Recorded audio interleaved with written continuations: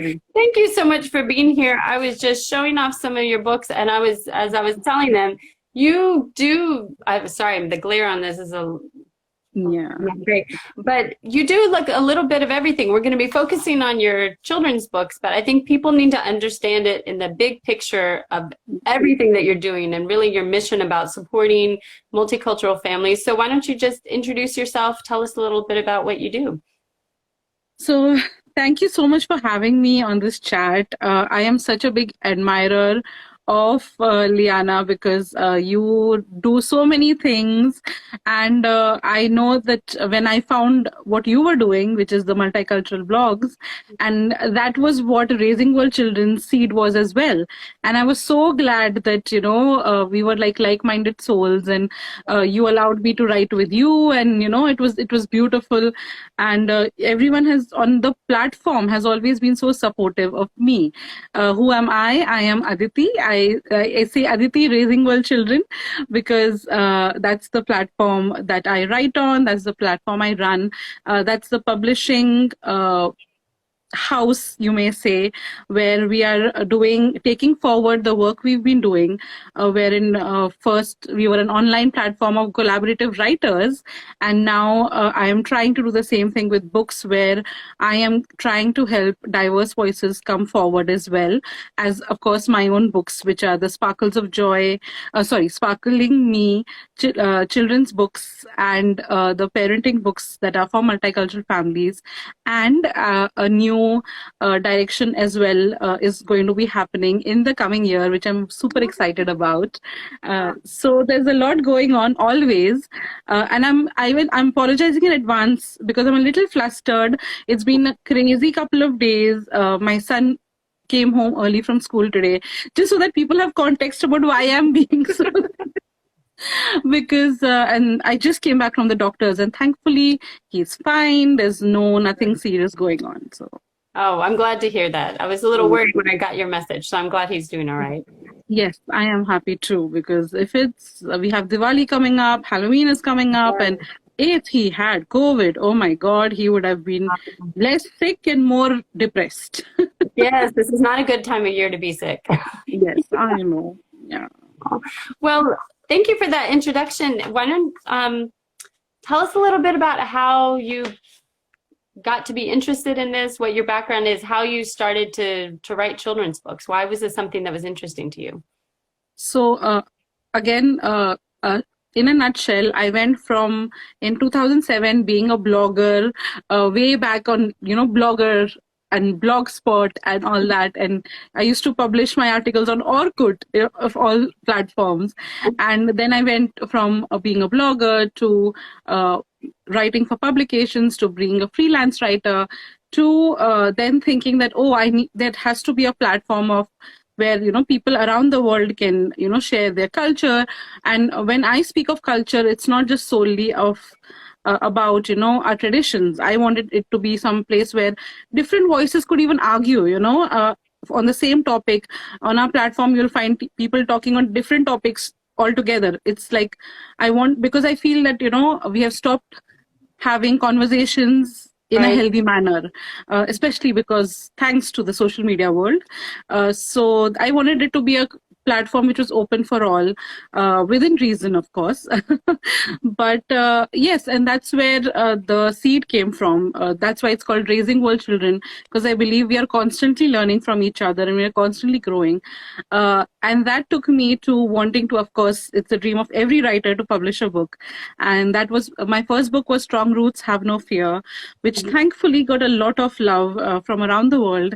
And then the children's books were always there, but the Strong Roots Have No Fear was actually the what my legacy is. I want people to have a resource because it's not a scientific book. It's a book about parenting from your gut for third culture kids like myself, because I grew up in Kuwait and India, kind of. And I know it's a struggle for children themselves. And often as parents, we tend to not realize that. And that's the children's books, because the children's books, each and every one, even the one that's coming up next year, which is The Sparkle of Belonging, is going to be about the confusion that third culture kids have of course, my books are about the Indo-American child, where the culture shown in every book is in the home is Indian, but the situation is global. So it's Right. about the skin color, or it's about body positivity, or it's about celebrations and how celebrations are different and they're same at the same time. Because I truly believe that we are kind of losing that touch. We all want to explore the world by traveling, but we don't want to accept the world, I feel. And I think that that needs to change a little bit. Oh, I love that. And I love that you're bringing your own background to it. But as a third culture kid, could you explain a little bit for those who aren't really sure what a third culture kid is? Yes, so my understanding, and of course, I never claim to know everything, is that a third culture kid is someone who was raised on multiple borders of countries. My husband always makes fun of me. You cannot be from multiple borders, and I say it's metaphorical. Right. It's when you are your heritage is from somewhere else, and you are growing somewhere else. So in my case, I was in an Indian community within Kuwait. So my upbringing was very Indian, but a lot of things subconsciously were not Indian. So during the Gulf War, when I went to India, that is when I was 10, I realized that I don't click with the Indian mindset. I can't understand. Even today, some things are so difficult for me. And now I've just started accepting. Now at the age of 40, I've started just saying that, you know what, I should just not talk about this because I cannot understand what you're going through. Like a lot of people die to go to India, and I can't relate. If someone told me, do you want to take it to Kuwait? I'll be like, yes, give it to me. So that's the kind of identity crisis a lot of third culture kid experience, where they are from multiple cultures. They don't just belong to one culture, but often it's very difficult for even them or their family to understand the difficulties that come along with it. Yeah, and I think that's wonderful because, I mean, obviously, there have been third culture kids for a very long time, but it's something that now we're starting to recognize, and your children are going through now because you're raising them, but you're raising them here in the US. I mean, it's something that I think a lot of kids are going through. And what I love about your books, just to show them off again, is that, like you said, there's something everybody can relate to, but it has diverse characters front and center. They're the main characters, but anybody can read it and relate to the ideas about identity or peer pressure, race, and you do it in such a way that it really breaks it down so kids can understand. I mean, I think it's true. I mean, it's a way that kids you take kind of like these really big ideas and make it so that kids can understand it. So can you tell us a little bit more about why you think it's important to talk to kids about these big issues? I just wrote a list of some of the things you touch on in your books: racism, diversity, prejudice, peer pressure, body positivity. Why do you think it's important to start talking about this to kids so young? Because it never stops.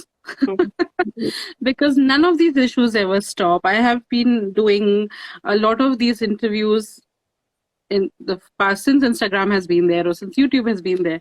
And I've always said that we often forget that we think our job is done, right? When kids are growing up and you're making the focus on academics, and then slowly you have to make the focus college and then stuff. Yeah. And but these things don't stop. Even as adults, you face peer pressure, you face body positive issues, you face, and if you don't empower children at a young age, then it is so difficult for them to stand up to anything growing up. I mean, as a mother of 2 kids, I have people around me who I see succumbing to, everyone's doing it, so I have to do it as well. And I honestly feel that a lot of my mindset is because my mother never stopped or feared talking to me about everything. She would talk to me about stuff that's going on in family, everything that's going on around her. She was always open. Like she would sit me on the counter and we would just talk, because I was with her. She was a stay-at-home mom. So while cooking or anything, I was giving her company, and she would be like, oh, you know what, this is happening and that's happening. And then I even as I grew up, like when I became in my teens, and it never stopped. And that's part of what I touch in Strong Roots Have No Fear. It's kind of how my upbringing affects my children in a positive and negative way, in the sense that sometimes I have to consciously go against the tide and have those difficult conversations. Like my mom never talked to me about sex because she just didn't have the tools how to. Right. Today we do, but still I see so many parents have an issue with discussing difficult topics because uh, you want your children to be confident, but you want them to be powerful. You forget to talk about the kindness aspect of it, because a lot of kids are raised up, but we tend to forget to talk about, hey, you know what, there are other kids around, and there are, you have to be careful, because everyone wants to make sure their kid is not bullied. So you give them all these tools to make sure that they are not bullied. And then, so if you see, every book of mine starts with a problem with the child, but it always ends with that tone of kindness, where the child is made to understand about how to be empathetic to others while being confident themselves. Because we shouldn't forget that part ever. I feel that so the story behind the story is that when my son experienced the first thing, where his skin color, his preschool kids, they all got together. These were 4-year-olds, and they got together and like, hey, your skin is different. And it was just an observation. They weren't being mean or anything. But when I told all my friends about it, like, you'd share anecdotes of your kid's life. Sure. And every single person said, oh, my kids have experienced it as well. Someone similarly, some people a little bit ruder, some people outright bullying. And I was like, so what did you tell your kids? And they would be like, they would just laugh it off or not have an answer. And I felt, no, parents need a resource. So I say my books. So just yesterday, about my Sparkles of Joy book, which is about Diwali, Hanukkah, and Christmas. And my questions to parents is, have you ever wondered why Diwali and Deepavali, both are words used for Diwali? Have you ever wondered why Diwali is celebrated so largely around the world? If you answer yes, these books are for you. If you answer no, you need these books even more. Yeah. Because these are questions that you need to be asking yourself about why. In Hindi, we say, Hamari, tumhari, hum sabki Diwali. So it's like yours and mine, Diwali belongs to all of us. So why do we say that? And this book explains that in context to Christmas and Hanukkah as well. Yeah, and that was so neat. I wanted to talk especially about Sparkles of Joy, just because we are coming up on that time. It's so cool because and it does a really great job of explaining Diwali, but it's in the context of friends who are asking questions and then finding similarities with things that they do. Like one of them was like, oh yeah, I like sparklers and firecrackers. We do that on 4th of July. Or, oh, that reminds me of doing what we do for Hanukkah or Christmas. So these are really kids learning from each other and learning how to be respectful, and they're finding similarities. And I think that was one of the things that's so beautiful, that people can use this as a way of explaining the holidays, but also like modeling for children how we can, like you said, how to be empathetic. Yeah. I certainly hope so, because this book is also my hope that children are more open about discussing about their culture in a positive way. My son has, touched wood, a lot of friends from different cultures, and they come home just like this play date. Even like one at a time, or maybe a couple of, or whatever. During COVID, it was one at a time, but before it was just be like all of them. And it was always interesting to hear the conversations around culture. Either it's super full of pride that, oh, my culture has this, or it's, kind of looking down upon your own self or looking down on others. And I really hope that children understand that when you're talking about your culture or something that you pride in your culture, doesn't mean that you need to look down on someone else's thing. And I think as adults, sometimes we do that very subtly, not realizing that the children are watching and the children imbibe that. And that is why this book, in fact, when I was writing this book, I had reached out to someone, an editor, and she said, no, you should not have the book like this. You should have it like this. You should have something. And I said, but I want the children to be having the conversation, because children do ask these questions. Why do you do this? Why do you do that? Why does this happen? Oh, you are doing this. Even I do this. Right. It's something so... Kids do it all the time. They constantly compare. Hell, adults also compare all the time. So I wanted it to be that conversation where the kids are realizing themselves that, oh, I like Diwali. I like lighting candles, and my house sparkles because I grew up with neighbors who were Christians, and every as soon as Diwali would get over, their Christmas tree would be up, and then their Christmas tree would light up and be all warm and everything. And then my parents would very, not organically keep their lights up till Christmas would be over. Not Oh, on great. purpose, but it was always just that way, because they'd be like, oh, it's Christmas. So we never had a Christmas tree, but I do now. Just because, it's a tradition for me. It means a lot to me, because for 10 years of my life, every year I would be in their home, I think almost 3/4 of my day. Mhm. And then it's just special. And I think I want children to be more inclusive of their friends, because sometimes, and we all do it. I don't think it's something that people do by thought, but it's kind of like, it's very difficult to include others. Sometimes you think they might not understand. Sometimes some people are very open about sharing, which is amazing, but sometimes people tend to niche down into their own community. Right. But I feel like our children kind of like having different friends from different walks of life. And it would be wonderful if we as parents made a little bit of effort and just having a casual, simple play date around the festival, or maybe just going to the school and talking about our festival, that, hey, you know what, this is what's going on.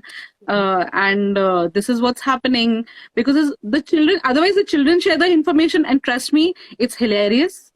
Like Yeah. the answers they give to the teachers, when the teachers are like, oh, why do you do this, and the children are like I was fasting for a festival, and it's a festival Right. for women and husbands. It's kind of like Indian Valentine's Day, I call it.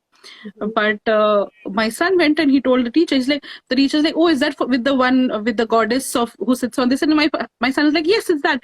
I said, no, Arav, it's not for that.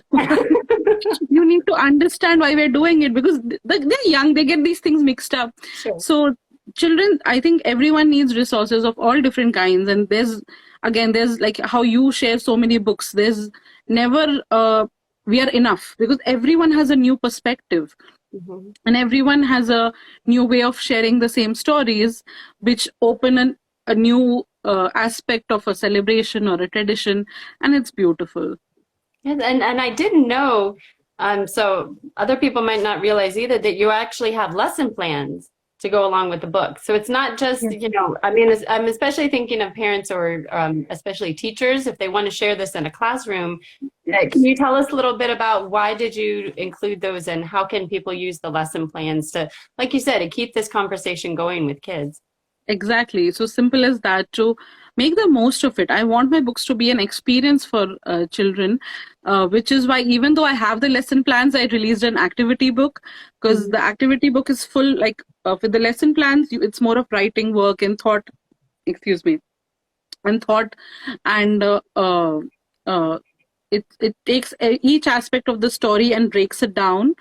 So if you buy the book and then you get the lesson plan, which are available only on my website, you kind of get to see a new aspect of the book. Because sometimes you read a story, and as a parent, because you're from a different culture, it might be a little bit difficult for you to understand. Like and every lesson plan is different. Like How Our Skin Sparkles and Smaller Tall are more science based, compared to Sparkles of Joy, which is more about the world and about exploring traditions and cultures around the world. And even like the activity book that I just released, it's got spelling lists, and it's got all these comprehension activities, and it has crosswords and mazes. And I wanted it to be experience. So these books actually grow with kids, so they are great. I wanted it to be a book, because I know as a parent I'm extremely thoughtful about where I spend my money.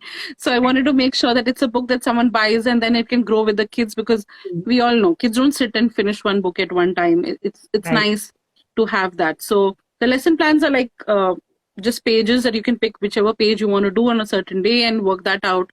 And the same way with this activity book as well. So it's just, I just want to make sure that teachers have those questions to ask the kids from the book, because I made sure there are very small things like why is Caleb quiet throughout? Like, it might not be very obvious to kids. I mean, or it might be, you never know, because most kids I know, they did pick up on it, that, oh, he's very quiet, and then he opens up in the end. And that's a social skill that a lot of kids don't just sidetrack the person who's quiet.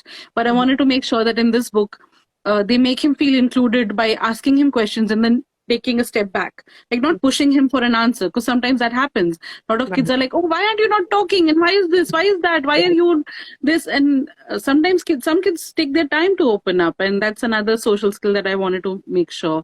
So again, social skills, critical thinking skills, the lesson plans are full of those, and even science and science facts, not math, of course, but science and English and comprehension and writing skills, all of that gets covered in the lesson plans.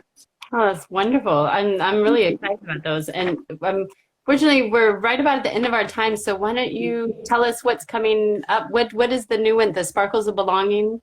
Can you give us a little preview? So yes, The Sparkles of Belonging is about a girl who is a little confused about what language she should be speaking when she goes back to India. Which is a problem which I faced again, which is, I think, an issue that a lot of children today face, because unfortunately, I've heard recently a lot of parents say that, oh, my child has children don't speak their native language or their heritage language because they are ashamed of their culture, or they are not proud of their culture. And I think that's not true. I think it's just a matter of convenience, and it's just language is not a sign of being proud of your culture. It's a great thing to have. It's wonderful if you can speak your native language, but it's not necessarily a sign that, oh, if this one aspect of your identity doesn't exist, you do not know, you are not Indian. Suppose someone says, oh, you don't know how to speak Hindi, so you're not Indian. That's not true. Being Indian means about, having pride and celebrating Diwali, and sharing sweets and eating Maggie and eating pani puri. I say, these things. It's like I always laugh and tell my kids, like, the day you start eating pani puri with the water, then that day you're full Indian. So the heritage is not just about one thing, and that is what the book is going to bring out, that our children who grow up outside of our country have the beauty of both the cultures, because, like I've said in Strong Roots Have No Fear, my children, they are not half Indian, half American. They are 100% Indian, and they're 100% American. Mm-hmm. And other than that, I have a bilingual book series. Hopefully, it's done. Really? So that should be coming out. That should be beginning, or I might come out with all three books together, or I might space it out. I'm not sure yet, but because I would love to be it a box set, because that's what the purpose is going to be. So it's going to be a Hindi English humorous bilingual series, hopefully, again, because I'm still working out the kinks on that. That's like but the most special project, and I hope that it is loved, because it's just a passion project again, because I keep doing these passion projects as well.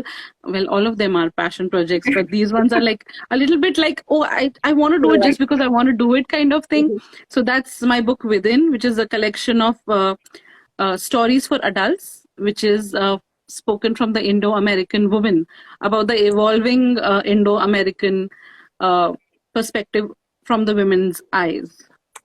Wow, that is so exciting. I don't know how you have time to do all of this and do it all so well. I mean, most of us, we feel very stretched thin, but you managed to do it all so well. That is really exciting. You are being very kind. I am stretched rubber band thin. And that is why these books are almost done. I haven't completed them. I haven't put them in through the next phase, because this year has been crazy bad for me. Right. And I lost a lot of family, and it's been hard. And it took me a while to get back on my feet. But now that I am, and now the kids are back in school, and hopefully they get vaccinated. Guys, yes. All the best to everyone. Wishing all your kids good health. But hopefully, now the kids are back in school, now I have time. And no one is a superwoman. You are doing amazing. You do so many things as well. And trust me, we're all just juggling. Most days I'm lying in bed watching TV, although sometimes that happens. So we just do the best that we can and try to do whatever we can in the time we all have. So thank you so much for this opportunity. And I'm so glad to be a part of this beautiful little world. I believe, Liana, we have where you have created it, I believe, with so much love and so much care. And thank you for including me today. Oh, well, thank you so much for being here. We appreciate all that you do. And everything you do to encourage families. I think, like you said, there's so many families that are in this situation and they maybe don't have the tools or the resources and know how to talk to their kids or help their kids through these issues. So we really appreciate you. Thank you for being here. Thank you.